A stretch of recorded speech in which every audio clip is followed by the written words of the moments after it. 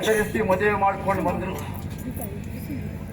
ನನ್ನ ಸಹೋದರಿ ಗಾಂಧಾರಿ ಕಣ್ಣಿಗೆ ಬಟ್ಟೆಯನ್ನೇ ಕಟ್ಟಿಕೊಂಡು ಯಾವ ಕಾಲಕ್ಕೆ ಇದ್ದ ಕಣ್ಣು ಕುರುಡಾಯಿತೋ ಆವಾಗಲೇ ಈ ವಂಶದ ನಾಶ ಪ್ರಾರಂಭ.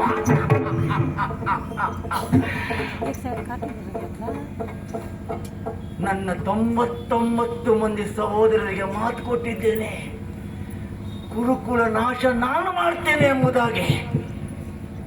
ಅವರ ಎಲುಬಿನ ದಾಳಗಳಿಂದಾಗಿ ಕುರುಕುಲದ ನಾಶಕ್ಕೆ ಬೇಕಾಗಿ ನನ್ನ ಕುತಂತ್ರವಾದ ಕುತ್ತಿತ ಬುದ್ಧಿಯ ಮೂಲಕವಾಗಿ ಗುರುಕುಲದ ನಾಶದ ಕ್ರೌರ್ಯ ಕ್ರೂರ ಕಾರ್ಯ ಕಾರಣ ಸಂಬಂಧಕ್ಕಾಗಿ ಕೊಟ್ಟಿದ್ದೇನೆ.